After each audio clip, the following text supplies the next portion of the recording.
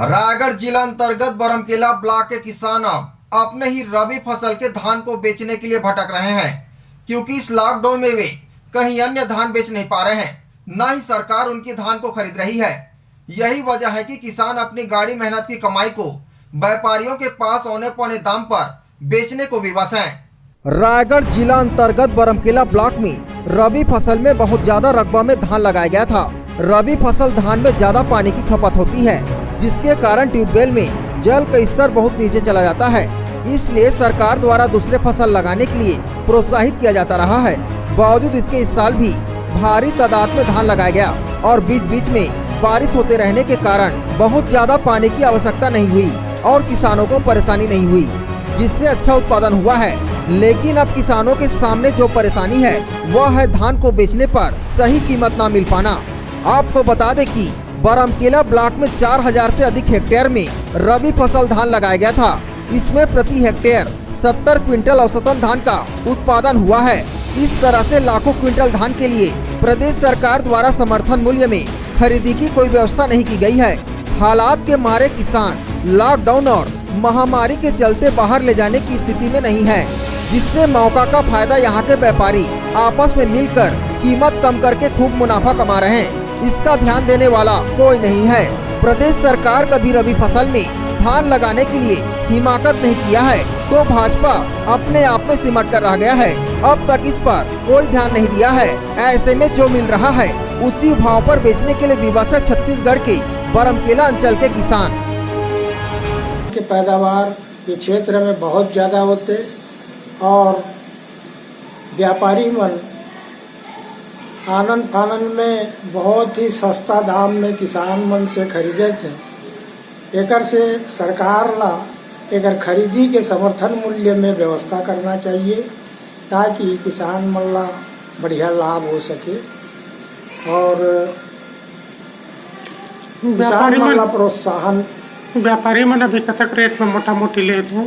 व्यापारी मन मुश्किल से 1200-1300 रुपया कुंटल में लेते हैं। अच्छा, ऐसी स्थिति में वो भी नकदी नहीं मिलत होगी, कुछ दिन बाद पैसा मिलत होगी? वो भी नकदी नहीं मिलत है और कुछ दिन बाद पैसा मिलत है। किसान मन ला से बहुत परेशानी है। रबी में लगभग 4000 हेक्टेयर में धान लगा था। प्रति हेक्टेयर 65 से 75-80 कुंटल तक किसान लोग धान का उत्पादन लिए हैं।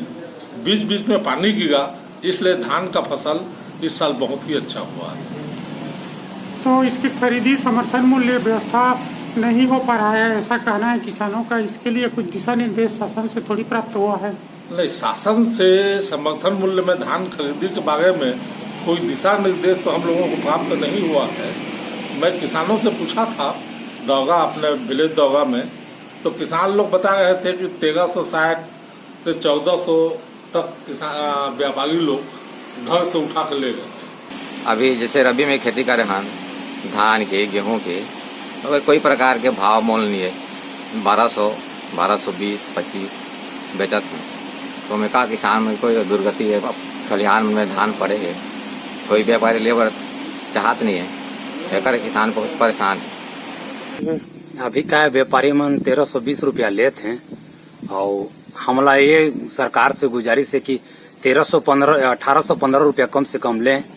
और वैसे भी मौसम रात दिन पानी गिरत है और फसल के सही उत्पादन के लाभ नहीं मिल पाते, और कम से कम सरकार ये व्यवस्था करे कि एक निर्धारित मूल्य निर्धारित करे और 1815 रुपया में कम से कम ले, तो किसान मन के भला हो।